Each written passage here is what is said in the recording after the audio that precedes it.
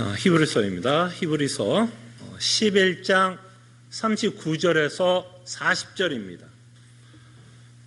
히브리서 11장 39절에서 40절. 하나님의 말씀이 이러합니다.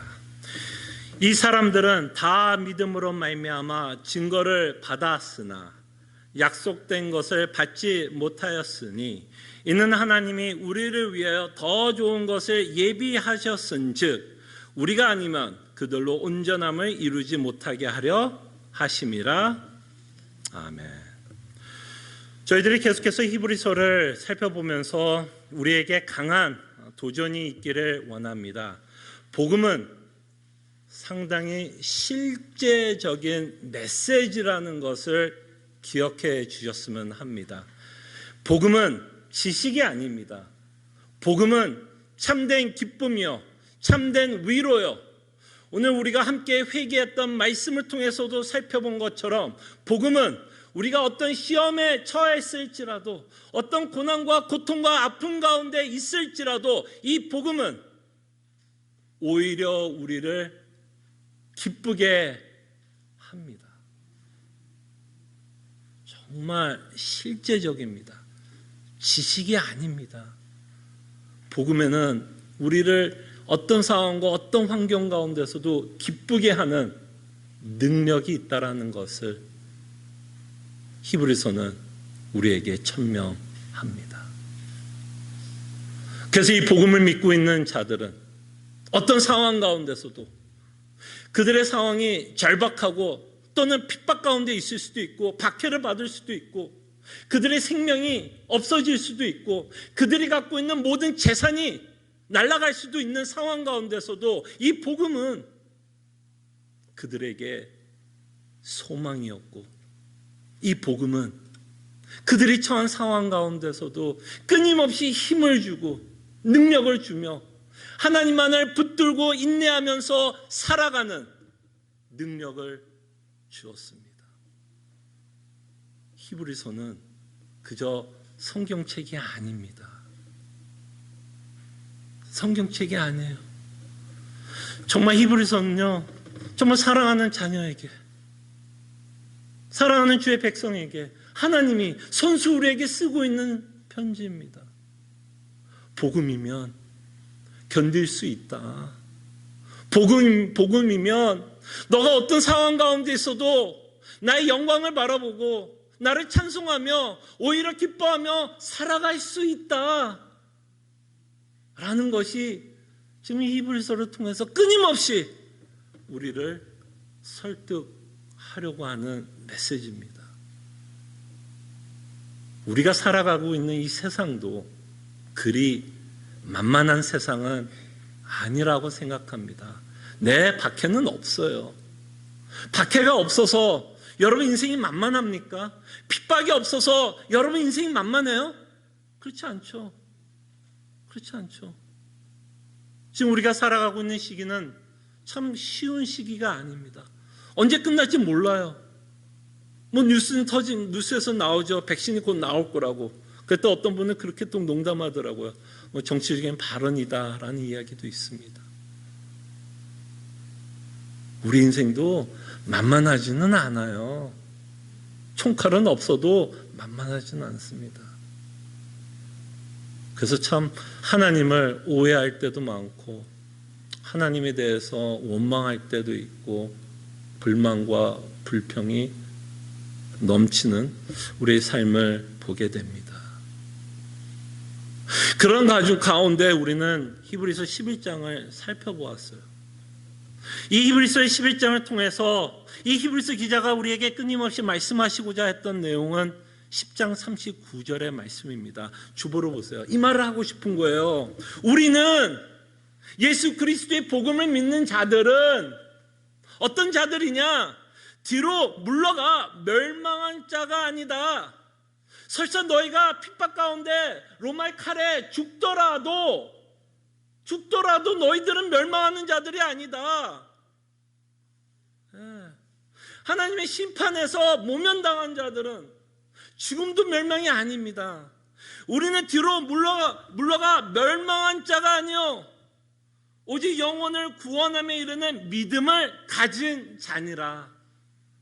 구원을 가진 자라고 믿음의 성도들에게 말씀합니다. 그럴 때 이런 구원의 믿음을 가진 자들, 이렇게 믿음 있는 자들은 어떤 삶을 살아가고 있는지, 그들이 어떤 상황 가운데 있든 어떤 환경 가운데 있든 그것이 아무리 어려운 상황이라도 그들은 하나님의 계획을 믿었고 하나님이 주신 소망 가운데서 믿음을 지키면서 살아왔다라는 예로서 본으로 우리에게 보여줬던 인물들이 바로 히브리서 11장에 나왔던 믿음의 선진들입니다.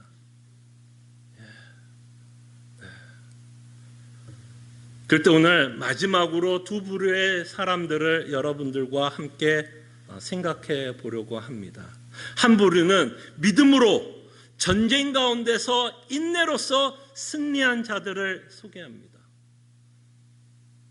믿음으로 전쟁 가운데, 싸움 가운데, 적들 가운데 믿음으로 승리한 자들을 우리에게 소개하고, 또 다른 부류는 고통과 고난 가운데서도 죽으면 죽으리다 라는 마음으로 인내하며 예수 그리스도의 복음만을 붙잡고 갔던 선진들을 저희들에게 소개합니다. 그래서 한 부류는 32절과 32절에서 34절에 보면 여러분들이 굉장히 잘 아는 자들의 이름을 그냥 나열하면서 지나갑니다. 뭐라고 말씀하냐면 32절에 보니까 내가 무슨 말을 더하리요. 정말 믿음의 본으로 구약에 나왔던 사람들이 너무 많다라는 이야기입니다. 예수 그리스도의 복음 때문에, 하나님이 주신 계획 때문에, 그 소망 때문에 인내로서 자신의 믿음을 지켰던 수많은 사람들이 있는데 지면이 없다라는 거죠. 더 쓰고 싶은 사람들이 많은데 지면이 없어. 내가 요 정도, 몇 명 정도 너희들에게 소개한다라는 이야기예요. 그렇지만 여기 나왔던 사람들은 여러분들이 다 아는 사람들입니다. 내가 무슨 말 하리요, 더하리요. 기드온, 바락, 삼손 있다. 다윗 및 사무엘과 선지자들의 일을 말하려 하면 내가 시간이 부족하다.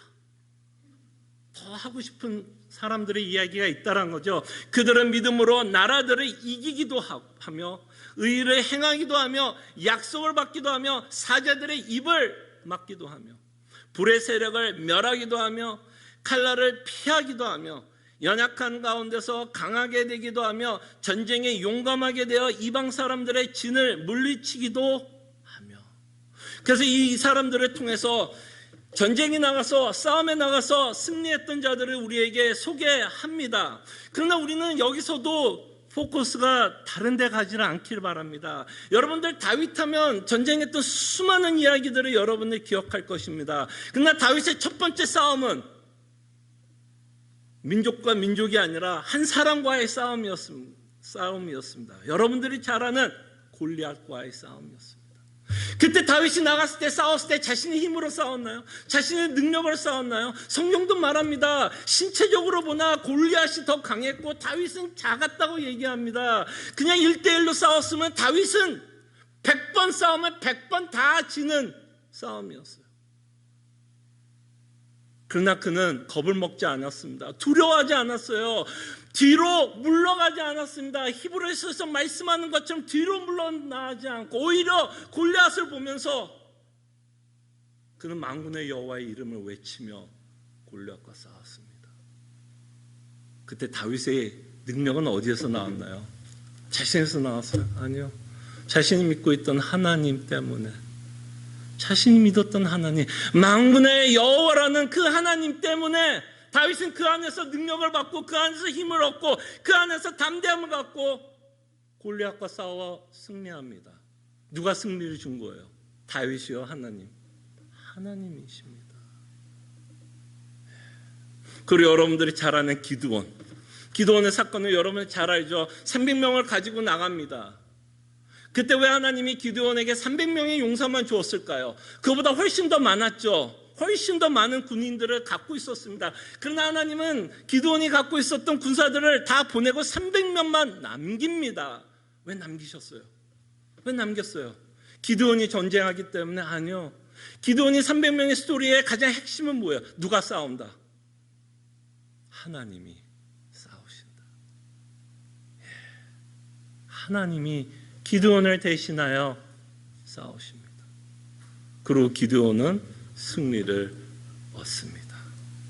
이렇게 이들은 하나님의 힘을 믿고 하나님의 능력을 믿고 그들의 처한 열악한 상황 가운데 우리의 상식과 우리의 경험을 갖고 생각해도 절대로 이길 수 없는 전쟁, 절대로 이길 수 없는 싸움에서도 이들은 승리를 합니다. 누구 때문에? 하나님 때문에. 하나님 때문에. 이것을 믿으라는 거예요. 하나님 때문에 우리는 승리합니다. 하나님이 약속한 건 반드시 이루어진다는 것을 우리에게 말씀합니다. 그럴 때 저 인생 가운데 살다 보면 하나님이 우리 인생 가운데 승리를 주실 때가 있습니다. 다르게 이야기하면 하나님이 우리 인생 가운데서 우리가 원하는 것을 해주실 때도 있습니다. 승리를 줄 때가 있어요. 원하는 것을 얻을 때도 있습니다. 그럴 때 우리는 잊지 않기를 원합니다. 이 다윗, 기드온 이들이 승리했던 이유는 하나님이 함께 하셨고 하나님이 섭리하셨기 때문에 이들이 승리하고 있다면 우리가 세상적으로 살아가면서 형통할 때도 우리는 우리의 능력으로 형통함을 외치는 것이 아니라 이것도 하나님의 섭리 가운데서 우리에게 주어진 감사로 우리는 고백해야 될 것이고, 우리가 세상에 형통했을 때도 여전히 우리는 하나님께 영광과 찬양을 돌려야 할 것을 잊지 않았으면 합니다. 그때 여러분, 우리가 언제 하나님의 섭리를 잊고 살아가는지 언제 아시는지 아세요? 우리가 하나님의 은혜를 잊고 하나님의 섭리를 잊어버렸을 때 우리의 상태가 어떤 상태로 나오는지 아세요? 여러분들이 이런 마음의 상태를 갖고 있다면 점검해 보세요. 아, 내가 하나님의 은혜, 하나님의 섭리를 좀 잊고 살아가고 있구나. 그때 어떤 마음의 상태냐면요, 여러분들의 인생을 보면서 불안해하고 또는 불만이 넘치기 시작하고, 그죠? 염려가 앞서간다면 그때가 바로 여러분들이 점검할 때예요. 그때 여러분들이 무슨 생각을 하셔야 되냐면, 아, 내가 지금 하나님의 섭리를 잊고 있구나. 하나님이 나와 함께하고 있다는 것을 잊고 있구나. 만군의 여호와가 내 편이라는 것을 잊고 있구나. 만군의 여호와가 나를 대신하여 내 인생을 개척하며 인도하고 있는 그 손길을 잊고 있구나. 그때 여러분들이 하나님의 섭리 안에, 은혜 안에 있다는 것을 표현하는 방식이 있다면 저는 감사라고 생각합니다. 감사. 그리 아니하실지라도 감사. 여러분 요새 어떠세요? 저도 계속해서 팬데믹 얘기합니다. 코로나 바이러스 어떻게 얘기를 안 할 수가 있어요. 그로 인해서 여러분들 삶에 어마어마하게 지금 영향을 받죠. 그때 여러분 어떠세요? 여러분의 심리는 지금 물론 불안하죠. 염려가 어떻게 안 될 수가 있어요. 근데 뭐가 앞서가요? 불안함이 앞서갑니까? 염려가 앞서가요? 불평과 불만과 원망이 앞서갑니까? 아니면 그럼에도 불구하고 감사의 고백이 나옵니까? 여러분 스스로 한번 점검해 보세요. 정말 꼭 점검해 보세요. 그게 바로 여러분들의 신앙을 점검하는 모습입니다. 정말 우리가 섭리를 믿고 있다면 그럼에도 불구하고 우리는 여전히 감사할 이유가 있습니다. 언제나 감사할 이유가 있어요. 그렇기 때문에 사도 바울은 감사에 대해서 뭐라고 명령하냐면 범사에 감사라고 말씀합니다. 그때 여러분들의 지금 심리적인 상태를 한번 들여보시고, 불안과 염려와 원망이 앞서가고 있다면 내가 지금 하나님의 은혜와 섭리를 잊고 살아가고 있지는 않은지 생각해 보시고, 또 회개할 부분이 있다면 회개하시는 주의 백성이 되기를 소원합니다. 자, 이렇게 하나님과 하나님이 함께 하셔서 승리했던 자들이 있는가 하면 하나님이 함께 하심에도 불구하고, 그죠? 하나님이 함께 하심에도 불구하고 고통과 고난, 죽음 앞에 섰던 자들도 있습니다. 중요한 단어는 하나님이 함께 하심에도 불구하고라는 단어가 중요해요. 그럴 때 35절부터 보면 35절부터 38절까지 제가 읽어드리겠습니다. 자, 여자들은 자기의 죽은 자들을 부활로 받아들이기도 하며 또 어떤 이들은 더 좋은 부활을 얻고자 하여 심한 고문을 받되 구차히 풀려나기를 원하지 아니하였으며. 여러분, 저기 35절에 보면 이 여인들의 신앙 고백이 묻어 있는 거 보이세요? 자, 이들은 어떤 상황이 있어요? 이 여자들은 뭐예요? 죽을 수 있다. 죽을 수 있다. 근데 이들은 구차하게, 이 단어가 저는 굉장히 도저히 구차하게 매달려서 살려달라는 말을 하는 것이 아니라 오히려 무슨 얘기예요? 나 죽겠다. 그냥 죽겠다. 너가 나를 죽일 거면 죽여라.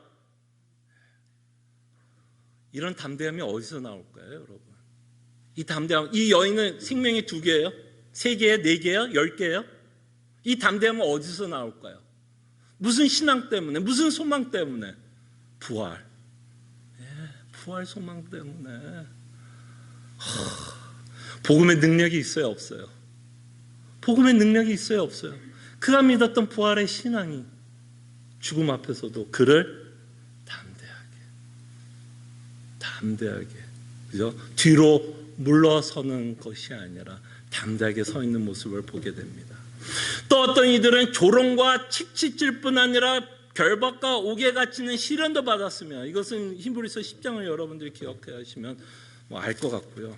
그 다음에 여기서부터 놀라운 게 37절부터입니다. 돌로 치는 것과 톱으로 켜는 것과 시험과 칼로 죽임을 당하고 양과 염소의 가죽을 입고 유리하여 궁핍과 환난과 학대를 받았으니. 이들이 어떤 상황이에요? 하나님을 믿음에도 불구하고, 하나님이 이들의 인생과 함께함에도 불구하고 이들은 여전히 고통 가운데 있었고 박해 가운데 있었다라는 것을 보게 됩니다. 그때 이건 너무 당연한 얘기예요, 사실은. 이 구절을 보면서 우리는 놀라면 안 됩니다. 왜 놀라면 안 되냐면 예수님이 제자들에게 뭐라 그랬나요? 세상이 나를 미워하는 것처럼 세상이 너도 사랑할 것이다 라고 얘기했어요. 세상이 나를 미워하는데 너는 사랑할 거야. 아니면 세상이 나를 너무너무 사랑할 거야. 그렇기 때문에 너도 세상에 너무나 많은 사랑을 받고 살아갈 거야 하고 이야기했습니까? 아니면 내가 세상이 나를 미워한 것처럼 너희도 세상이 미워할 거다. 그럼 오히려 여러분들이 이런 구조를 보면 놀라면 안 돼요. 우리는 기독교를 굉장히 오해하고 있는 부분이 있다고 봅니다. 이런 구절이 불편하다면 우리는 기독교를 굉장히 오해하고 있어요. 하나님이 함께하기 때문에 이런 일이 없는 게 아니라 하나님과 함께해도 이런 일은 있다라는 얘기예요. 그렇기 때문에 우리의 환경과 상황 때문에 우리는 절대로 하나님이 나와 함께하고 함께하지 않는다라고 평가할 이유가 없어요. 우리는 많은 경우 편안하면, 잘 되면 하나님이 함께한다고 생각하고 고통과 고난이 있으면 하나님이 함께하지 않는다라고 생각한다면 그것은 우리가 기독교에 대한 큰 오해입니다. 큰 오해예요. 우리는 기독교를 잘못 믿고 있는 증거일 수도 있습니다. 오히려 하나님이 이렇게 톱을 켜서 죽는 사람들 앞에서 무엇이 능력이 있다라고 가르치고 싶은 걸까요? 복음의 능력을 맛보게 하기 위해서, 복음의 능력이 얼마나 대단한지를 이자들에게 깨우치기 위해서, 복음의 능력이 얼마나 대단한지를 이자들에게 적용시키며 이 복음이 실제적이라는 거, 그냥 지식으로 맴돌고 그냥 성경에서 읽는 그런 지식적인 내용이 아니라 그들이 믿고 있던 복음이 얼마나 실제적으로 그들의 삶을 움직이고 영향을 미치며 이 복음 때문에 담대하게 죽음을 맞이할 수 있다라는 것을 가르치고 맛보게 하기 위해서 하나님이 이들을 굉장히 절박한 상황 가운데 몰아치고 있는 것을 보게 됩니다. 그럴 때 우리는 굉장히 잘 될 때에도, 형통할 때도 우리는 하나님의 은혜를 맛보게 되는 것도 사실이고, 좀 전에 말씀드린 것처럼 우리는 하나님의 찬양하게 됩니다. 근데 여러분, 놀라운 건 이건 역설이라고 봅니다. 이건 정말 믿음으로밖에는 설명이 안 되는 내용을 제가 하겠습니다. 이건 여러분들이 이성적으로 설득시키려고 하는 말이 아닙니다. 역설의 이야기를 할게요. 이상하게 복음은 언제 진짜 깨닫게 되는 줄 알아요? 복음은 진짜, 야, 이게 진짜 복된 소식이구나, 너무 감미롭구나, 너무 달콤하구나, 위로가 되는구나, 이건 진짜 어디에서 맛보는지 알아요? 이런 상황 가운데서 맛보게 되는 것 같아요. 모든 걸 잃어버렸을 때, 이 땅에 소망이 없어질 때, 이 땅에 위로가 없어졌을 때, 그때 맛보더라고. 이 말을 제가 어떻게 여러분들 설득할 수 있을까요? 정말 설득하고 싶어요. 이럴 때 하나님의 은혜를 더 맛보고, 이럴 때 하나님의 능력을 맛봐서 오히려 이런 상황에 있는 자들은 더 하나님을 찬송하고 찬양하더라는 거예요. 오히려 사도 바울은 감옥에 갇히면서 주 안에서 기뻐하라라고 말씀합니다. 그렇죠? 그렇잖아요.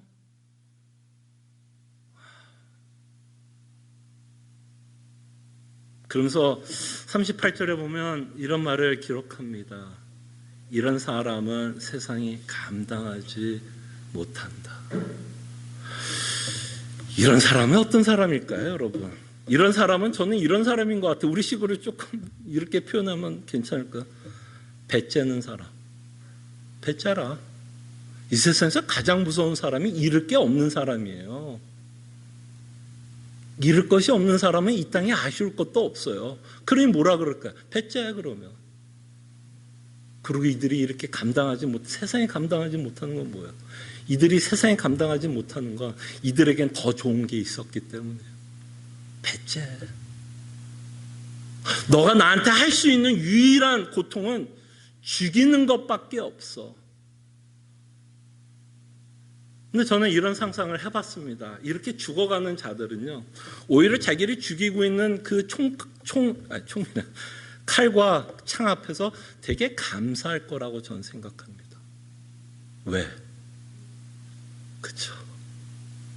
자기를 구원한 하나님을 이제 만나러 가니까. 이제 달려갈 게 다 달려간 상황이니까, 이제. 이 땅에서 내가 흘렸던 모든 눈물의 이제 뭐예요? 끝! 그 애통과 눈물 흘렸던 끝! 오히려 자신이 죽으면서 땡큐, 고맙다. 내가 자살은 할 수 없지만 너가 나를 죽여준다면 오히려 감사하다고 외칠 것 같아요. 이런 자를 누가 감당해요? 이런 자를 누가 감당해요?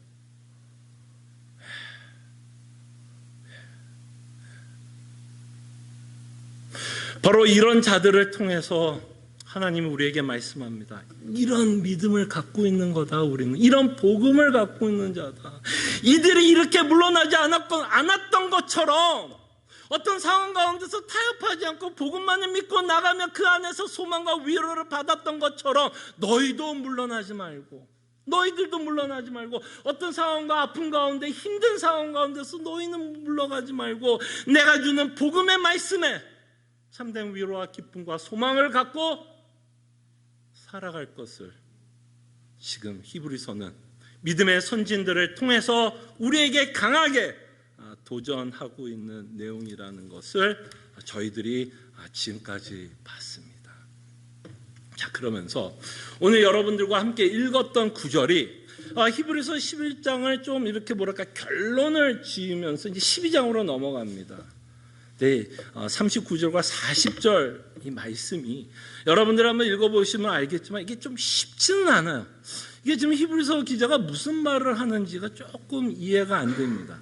좀 해석이 좀 힘들 수가 있어서 여러분들이 좀 설명을 하면서 가겠지만, 전체적인 맥락은 뭐야? 우리는 물러날 자가 아니다. 뭐를 요구해요? 11장은 계속해서 너희들이 인내해야 된다. 믿음을 지켜라, 이 얘기를 하고 싶어요. 그러면 39절과 40절 맨 마지막에 하는 이 결론부도 결국에는 이 히브리서 기자가 비록 우리가 조금 이해하기는 힘들 수 있는 내용일 수는 있어, 우리가 좀 살펴는 보겠지만 결국에는 39절과 40절을 통해서 히브리서 기자가 우리에게 말씀하고 싶은 내용은 똑같은 내용이에요. 물러나지 말고, 어떤 상황과 환경 가운데서도 물러나지 말고 그리스도의 복음을 믿고 인내로서 전진할 것을 말씀하려고 이 구절을 말씀하고 있다는 것을 기억하시면서 저희들이 39절과 40절을 저희들이 좀 살펴보겠습니다. 자, 39절과 40절은 일단 이렇게 좀 이해를 했으면 좋겠습니다. 하나님이 갖고 있던 계획이 이 인간 세상에서 이루어지고 이루어가고 있는 모습들을 저희들이 보게 됩니다. 자, 그럴 때 하나님의 시각 안에서 저희들은 두 가지 시대를 좀 나누어서 우리가 좀 생각을 해볼게요. 약속이 그냥 약속으로만 왔던 시대가 있고요, 그죠? 그 다음에 약속을 받았던 시대가 있죠, 그죠? 약속만이 있었던 시대가 있었고요, 약속을 받았던 시대가 있습니다. 그런 면에서는 어떤 시대에 사느냐에 따라서 같은 성도이지만 차이점이 있을 수 있다라는 거죠. 예, 무슨 말인지 알겠죠? 그래서 이 히브리서 기자가 이제 무슨 얘기를 하냐면, 구약에 있는 성도들과, 그죠? 지금 선진들 우리 계속 봤잖아요. 구약에 있던 성도들 또는 구약에 있던 선진들과 신약에 살고 있는 성도들에게는 어마어마한 다른 점, 어떤 차이가 있었다라고 말합니다. 그러니까 여러분과 아브라함은 같은 성도이기는 하지만, 같은 그리스도의 은혜와 복음과 구원을 받지만, 아브라함과 우리는, 신약에 살고 있는 우리는 뭔가 차이가 있다라고 말합니다. 이 차이가 있다라는 것을 말씀합니다. 자, 그럴 때 어떤 차이가 있냐라고 지금 히브리서 기자가 말하냐면, 구약의 선진들은 뭘 받았냐면 믿음으로 증거는 받았다라고 표현합니다. 구약의 선진들은 믿음으로 증거는 받았다라고 말씀을 합니다. 자, 이 내용은 여러분들이 1절과 2절을 좀 기억하시면 조금 도움이 될지 모르겠어요. 자, 1절과 2절에 보면 히브리서가 이렇게 말합니다. 믿음은 바라는 것들의 실상이요 보이지 않는 것들의 증거니, 선진들이 지금 봤던 아브라함, 다윗, 입다 다 그 선진들이 이로써 증거를 얻었느니라. 그래서 이들은 증거를 얻었다라고 이야기합니다. 자, 이 증거를 얻었다라는 말을 우리가 어떤 단어를 갖고 저희들이 좀 생각해 보냐면, 제가 이런 단어를 계속 썼던 걸로 기억할 겁니다. 예표라는 단어 혹시 기억나세요? 예표. 이들의 특징이 있었는데, 이들은 예표였다. 누구를 위한 예표였어요? 예수 그리스도를 위한 예표였어요. 프리뷰, 예고편과 같이 사용되었던 자다라고 말씀합니다. 그래서 우리는 그들의 삶을 보면서, 아브라함의 삶을 보면서, 모세의 삶을 보면서, 여호수아, 라합 그런 선진들의 삶을 보면서 우리는 누구를 엿볼 수 있냐면 예수 그리스도를 엿보게 됩니다. 그런 의미에서 이들은 증거를 받았어요. 무슨 말인지 알겠죠? 예표로서 하나님이 창세전에 계획했던 그 계획을 조금씩 그들의 인생을 통해서 증거를 받습니다. 또 이런 면에서 이들은 증거를 받았습니다. 어떤 의미에서 증거를 받았냐면, 하나님을 믿는 자는 어떤 삶을 살아야 할지에 대한 증거도 줍니다. 이들은 다만 예수 그리스도를 보여주고 앞으로 오실 그 예수님이 누구이신가만을 예표하는 자들이 아니라, 또한 하나님을 믿는, 또한 부활을 믿는, 구원을 믿는 그런 자들이 이 땅에서 어떤 삶을 살아야 할지를 보여주는 증거 또는 본으로서, 오늘같이 제가 말씀한 것처럼 본으로서 우리에게 사용되었던 자들입니다. 근데 이제 중요한 단어는 이겁니다. 이들은 증거만 받았다라는 거예요. 증거만 받았다라는 거예요. 자, 다시 한번 이제 39절을 볼게요. 자, 이 사람들은 다 믿음으로 말미암아 증거를 받았으나, 예표로서, 그죠? 어떤 삶의 본으로서는 증거는 됐는지 모르지만 히브리서 기자가 이렇게 말합니다. 약속된 것을 받지 못하였으니. 무슨 이야기하는 것 같아요, 여러분? 약속된 것은 받지 못했다. 여기서 그들이 받지 못했던 것이 있다면 무엇이었을까요? 그들이 받지 못한 것이 있다면 무엇을 히브리서 기자는 염두하면서 이 말을 쓰고 있을까요? 아직 예수님이 오지 않았다라는 말이죠. 예. 그래서 예수님이라는 단어를 쓰지 않고 히브리서 기자는 일부러 어떤 단어를 썼어요? 예수님이라는 단어를 써도 되죠. 예수님을 받지 않았다라고도 해도 충분히 문맥 가운데 말이 되는데 히브리서 기자는 예수님이라는 단어를 쓰지 않고 약속이라는 단어를 씁니다. 이 말이 뭘까요? 그 예수님을 뜻하는 그 약속, 하나님이 계획했던 그 약속의 성취면에서는 구약은 아직은 받지 못했다라는 거죠. 예표로서 증거는 받았어도, 그죠? 증거는 받았어도 예수님은 받지 못했다라고 말씀을 합니다. 자, 여기까지는 잘 understood? 좋습니다. 자, 그러면서 이제 계속해서 히브리서 기자가 이 말합니다. 이제 여기서부터 약간 어려워질 수 있어요. 이거 잘 따라와야 됩니다. 여기까지는 알겠죠? 이런 면에서 차이점이 있다는 거 보시겠죠? 구약과 신약의 차이점. 자, 그러면서 40절에 보면 하나님이 왜 이렇게 차이점을 뒀는지에 대해서 설명합니다. 구약과 신약에 어떤 차이점이 있다라고 얘기를 하는데 왜 이런 차이점을 줬느냐라는 식으로 해서 히브리서 기자가 이렇게 말합니다. 이는 하나님이 우리를 위하여 더 좋은 것을 예비했다라고 말씀합니다. 하나님이 이렇게 구약과 신약에 차이점을 둔 이유가 있다면 하나님이 신약에 있는 성도들에게 더 좋은 것을 주기 위해서 이렇게 했다라고 말씀을 합니다. 그러면서 신약에 살고 있는 우리가 구약에 살았던 선진들보다 더 나은 자리에 있다라고 히브리서 기자는 말씀하고 있죠. 자, 그럴 때 굉장히 중요한 단어가 나오는데 더 좋은 것. 여러분, 이 더 좋은 것은 비교하는 거죠. 더 좋다라고 그러면 무엇을 비교하면서 이야기하는 겁니다. 그럴 때 히브리서 기자가 끊임없이 이 히브리서를 통해서 더 좋은 것에 대해서 말씀하고 있었다라는 것을 여러분들이 보게 됩니다. 그랬을 때 뭐가 더 좋은 거예요? 예수님이 구약에 나왔던 어떤 인물보다 더 좋았다라고 얘기합니다. 모세보다 더 좋으신 분이 예수님이었고요. 구약의 어떤 제사 제도보다 더 좋았던 분이 누구예요? 예수님이죠. 왜 그래요? 구약의 제사에서 용서함이 있었나요? 용서함이 있어요? 속죄함이 있었나요? 속죄함이 있었다면 굳이 예수님이 정말 올 필요가 없었겠죠. 그런 의미에서 예수님이 오셨다면 구약에 있었던 어떤 제사 제도보다 예수님이 훨씬 더 뭐한 거? 더 좋다. 왜? 확실한 효과를 가져왔기 때문에. 어떤 효과? 죄를 속하는 효과를 가져왔기 때문에 구약에 있던 어떤 제사 제도보다 예수님의 제사가 훨씬 더 좋았다, 더 좋았다. 그 다음에 구약의 언약은 뭐야? 다 약속입니다. 약속입니다. 근데 새 언약은 뭘까요? 성취입니다. 이미 성취, 이건 약속이었고 성취. 그런 면에서 새 언약은 구약에 있었던 어떤 언약보다도 더 좋은 언약입니다. 그리고 아브라함은 11장을 통해서 더 좋은 본향을 바라보면서 살았다라고 이야기하죠. 더 좋은 곳이 있다라고 말씀합니다.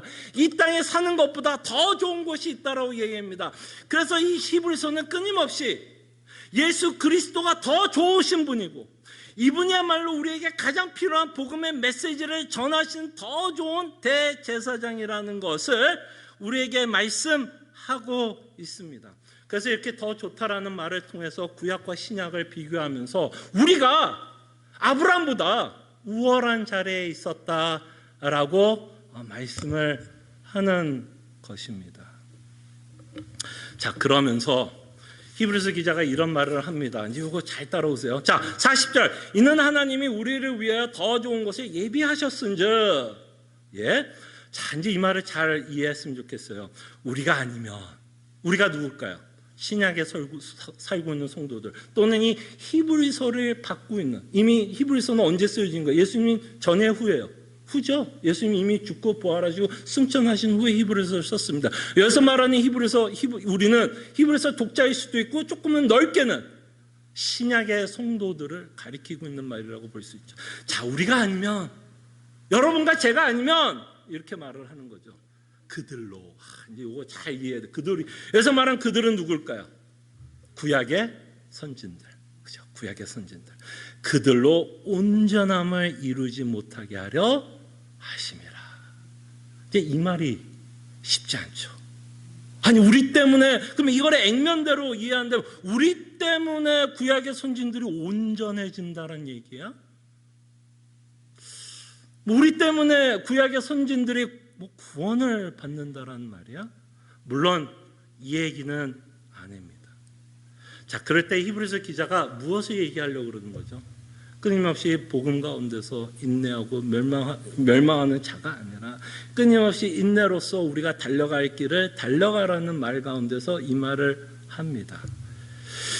자, 그럴 때 우리로 통해서 그들이 온전해진다라는 말을 우리가 좀 생각을 해보면 이런 말을 갖고 있습니다. 이들은 약속을 받지 않는 상황 가운데서 인내하면서 살았죠. 인내하면서 살았죠. 자, 그러면 이제 질문이 이렇게 할게요. 이들의 삶이 옳았다라는 것을 어떻게 증명할 수 있을까요? 자, 예수님 왔어요, 안 왔어요? 예수님이 안 온 상태에서도 이들은 믿음을 지키면서, 그죠? 멸망하는 자가 아니라 정말 예수님이 오지 않는 상태에서도 그들은 인내하면서 견디면서 소망하면서 살았어요. 그죠? 분명히 그랬어요. 근데 그들이 그렇게 산 삶이 옳았다, 하나님이 인정하는 삶이라는 것을 어떻게 증명할 수 있을까요? 물론 하나님이 야 아브라함아 너는 잘 살았어, 너는 내가 보기에 합당해. 물론 하나님이 그렇게 직접 계시를 통해서 구약의 선진들이 제대로 살았다라는 것을 말씀한다면 그것 또한 선진들이 바르게 살았다라는 것이 증명이 되겠지만 또 하나 증명될 수 있는 방법이 뭘까요? 약속을 받은 우리가 믿음의 선진들이 살았던 삶을 산다면 무엇이 증명이 될까요? 무엇이 증명될까요? 그들이 구약에서 약속을 받지 않았음에도 살았던 그 삶이 온전하였다라는 것이 증명되지 않겠습니까? 이 말을 하고 싶어요. 눈빛이 이게 이해되는 거죠? 예. 자, 그러면 히브리서가 진짜 하고 싶은 말은 뭘까요? 너희들을 통해서 너희들은 약속을 받았지 않냐? 그렇기 때문에 뭐예요?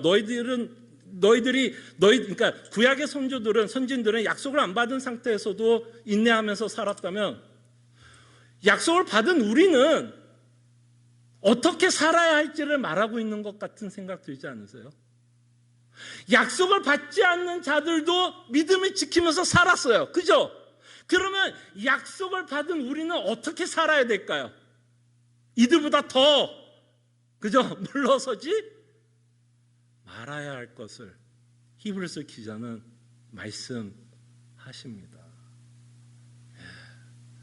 약속을 받지 못했던 이들도 하나님의 나라를 본향으로 생각하고 약속을 받지 못했던 아브라함도 부활의 신앙을 갖고 살았다면 약속을 받지 못했던 라합은 만군의 여호와라는 것 사실을 믿고 정탐꾼을 숨겼다면 약속을 받은 예수 그리스도 후에 사는 우리, 약속의 성취를 믿고 있는 우리는 어떤 삶을 살아야 될까요? 다시 한번 뭐를 촉구하는 걸까요? 인내하면서 결단코 물러서지 말고 정말 우리는 더 좋은 것을 갖고 있으니까 약속만 갖고 있었던 자들도 이렇게 살았다면 정말 우리가 예수 그리스도를 믿고 그가 이 땅에 오셔서 십자가의 사건을 믿고 부활의 사건을 믿고 승천을 믿는다면 우리는 더더욱 구약의 선진들보다 더 인내로서 우리가 처한 상황 가운데서 승리하면서 살아야 할 것을 이 히브리서 기자는 우리에게 여전히 말씀하고 있다는 것을 보시기를 바랍니다. 그럴 때 이들은 정말 배도의 유혹을 받고 있었어요. 그죠? 그럴 때 정말 약속을 받은 자로서 물러나지 않을 것을 이들에게 말씀을 합니다. 그런데 우리는 핍박이 없는 세상에 살고 있어요. 그죠? 제가 처음에 여러분들에게 말씀드린 것처럼 우리는 핍박이 없는 세상에 살고 있습니다. 그러면 이 말씀이 우리하고 상관이 없나요? 히브리서는 끊임없이 핍박을 받은 자들에게 위로하고 싶어서 쓴 글이라면 우리는 핍박 없잖아요. 그럼 히브리서는 우리하고 전혀 상관이 없는 책일까요? 아니잖아요. 네, 맞습니다. 이들처럼 우리는 핍박은 없어요. 그러나 이런 의미에서 우리도 참 쉽지 않은 삶을 저는 산다고 생각합니다. 타락한 세상에서 여러분은 산다라는 것, 죄가 만연한 곳에 산다라는 것, 성도로서는 굉장히 힘들어해야 합니다. 죄가 만연한 세상에 성도가 살아가는 그 삶은 굉장히 힘들어야 돼요. 여러분들이 뉴스를 보면 힘들어야 돼요. 정치 이야기를 들으면 힘들어야 돼요. 그냥 그 사람 욕하고 저 사람 왜지 이게 아니라 힘들어야 돼요. 이 죄된 세상, 타락한 세상, 죄가 여전히 만연한 이 세상에 성도로서 살아가는 것, 하나님을 믿고 살아가는 것 여전히 힘듭니다. 죄 가운데 타락한 세상에 살아가는 것도 참 힘들고 어렵지만 또 힘든 이유가 뭔지 아세요, 여러분? 여전히 우리는 죄성을 갖고 살아갑니다. 하기 싫은데 왜 그리 우리는 죄도 열심히 짓죠? 그죠? 하기 싫은데 그리도 똑같은 죄 반복해서 짓고 살아갑니다. 그래서 우리는 사도가 외쳤던 이 외침을 기억합니다. 오라 나는 곤고한 자다. 핍박만이 힘든 건 아니에요. 칼과 총이 우리 앞에 있어 배도의 유혹을 받는 것만 힘든 신앙생활이 아닙니다. 그런 것들이 없어도 정말 거룩한 성도로서 타락한 세상에서 우리가 살아간다면 그것도 쉽지 않습니다. 그래서 히브리서는 핍박을 받는 자들에게만 필요한 것이 아니라 우리 앞에 있는 수많은 시험에 노출된 우리에게 많은 염려와 불안과 고통과 고난 가운데 살아갈 수밖에 없는 우리에게도 참 필요한 말씀이다라고 생각을 합니다. 다시 한번 말씀을 읽어드리겠습니다. 우리는 뒤로 물러가 멸망할 자가 아니요 오직 영혼을 구원함에 이르는 믿음을 가진 자라는 것을 기억해 주시고 복음이 주는 참된 위로와 기쁨을 이 땅에서도 맛보면서 인내하면서 사시는 하나님의 백성 되기를 소원합니다. 기도합니다.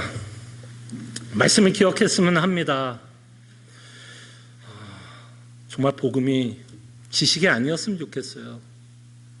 정말 이 복음은 정말 능력이 있고 나에게 기쁨과 소망과 위로가 된다는 것을 정말 고백할 수 있는 정말 그런 믿음이 가질 수 있도록 저희들이 함께 기도했으면 합니다. 기도하죠.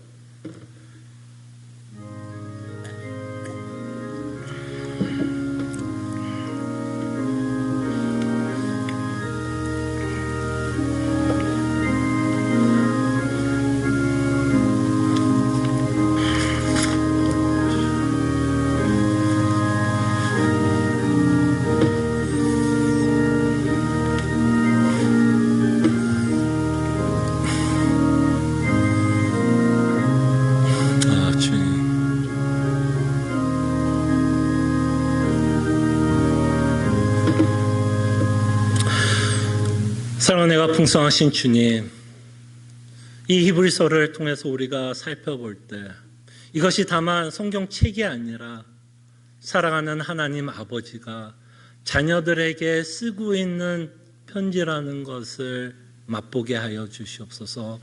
주님 바라기는 나는 예수님을 알아, 복음에 대해서 알아, 이렇게만 고백하는 자들이 아니라 복음 때문에 비록 내 상황이 그렇게 넉넉지 않고 불안할 수밖에 없고 염려할 수밖에 없는 상황이지만 정말 그 복음 때문에 내가 멸망하지 않을 자라는 것을 고백하게 하여 주시고, 그 복음이 줄 수 있는 참된 위로와 기쁨을 맛보게 하여 주시사 어떤 상황과 환경 가운데서도 하나님께 찬양과 영광을 돌리게 하여 주시고, 어떤 상황과 환경 가운데서도 범사에 감사하며 인내로서 우리가 달려가야 할 길을 달려가게 하여 주시옵소서. 감사하고 살아계신 예수 그리스도의 이름으로 기도합나이다. 아멘. 다 함께 일어나셔서 찬송가 324장 찬송합니다.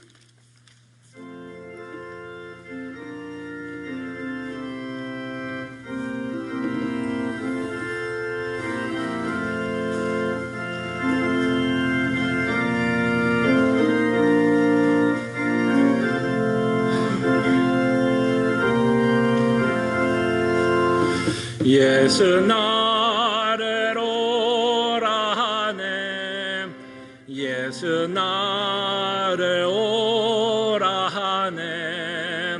어디든지 주를 따라 주와 같이 가려네.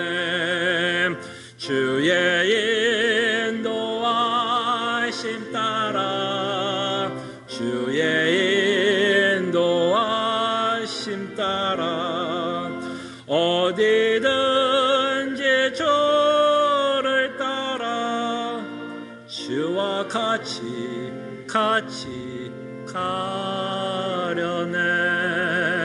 겟세마네 동산까지 주와 함께 가려 하네. 피땀 흘린 동산까지 주와 함께 가려네.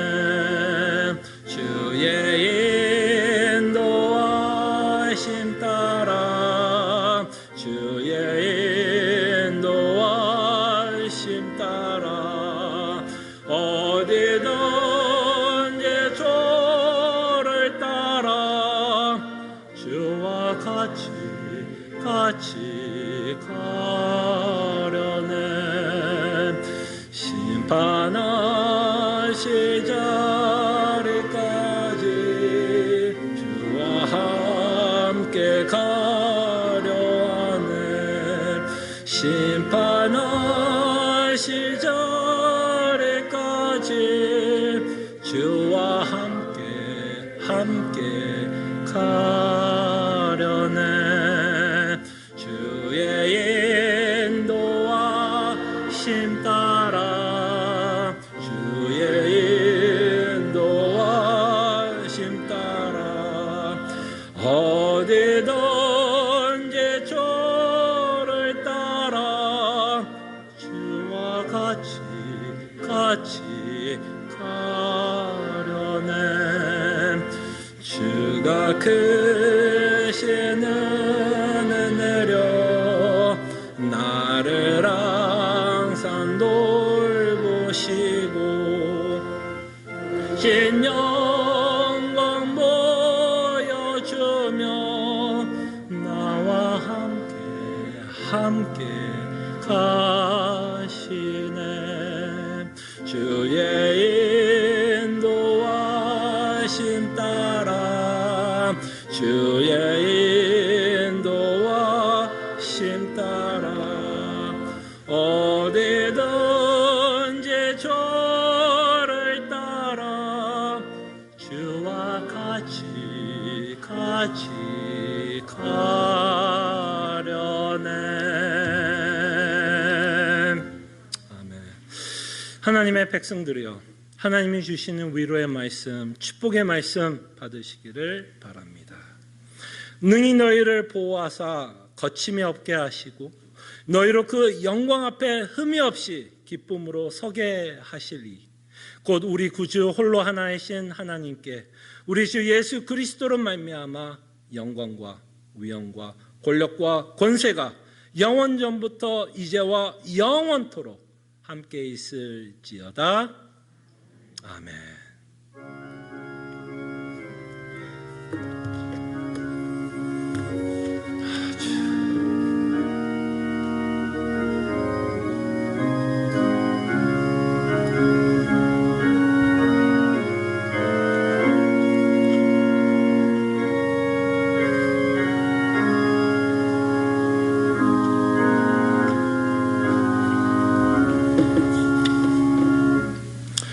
주 예배 오신 모든 사랑하는 성도님 주의 이름으로 환영하고요. 좀 우리 옆에 또 뒤에 앞에 계신 분들과 눈 인사로라도 함께 인사했으면 합니다. 네. 몇 가지 여러분들에게 교회 소식을 알려드립니다. 오늘 오후 2시 운영위원회가 줌으로 있음을 여러분들에게 알려드리고요. 수요성경 공부 계속해서 27장 성례에 대해서 저희들이 살펴보고 있고요. 새벽 기도에도 저희들이 계속해서 줌으로 하고 있으니까요. 관심 있고 또 말씀을 배우고자 원하시는 분, 또 함께 기도하기 원하시는 분들 모두 주의 이름으로 환영합니다. 오늘 또 한 번, 오늘 또 너무 기쁜 소식 여러분들에게 하나 알려드리고 좀 여러분들 앞에 좀 소개하는 좀 시간을 가지려고 합니다. 저희가 얼마 전에 저희가 그 팬데믹 시작하기 바로 직전에 저희 교회를 찾아온 성도가 있습니다. 지금 상황에서는 새로운 성도를 맞이한다는 거 참 쉽지 않는 상황입니다. 예. 그때 감사한 거는 팬데믹 우리가 이 온라인으로 들어가기 바로 직전 아마 몇 주 전부터 저희 교회를 오시기 시작했고, 그러면서 얼마 전에 저희 그 한가족부 부장이신 신장로님과 저와 또 이 가연자매 이제 조금 이따 이제 소개를 할 건데 같이 이제 등록 성경 공부를 같이 하면서 저희 교회가 중요하게 생각하는 가르침 이런 것들을 함께 또 나누고 또 성경 공부를 하면서 정말 우리 교회가 갖고 있는 어떤 믿음의 어떤 신앙 고백을 또 믿고 또 저희 교회에 등록하셨습니다. 그래서 김가연 자매 잠깐만 좀 나오셔서 아마 누군가 하실 거예요, 여러분들도. 그래서 우리가 곧장 온라인이 돼가지고 이분이 누군가 싶기도 하고 그래서 여러분들을 좀 소개하는 시간을 좀 가졌으면 하는데 조금 아쉬운 거는 우리가 또 이렇게 환영회는 따로 있지는 못하고 이렇게만 여러분들 앞에서 좀 환영하는 시간을 갖겠습니다. 저 마이크 쓰실래요?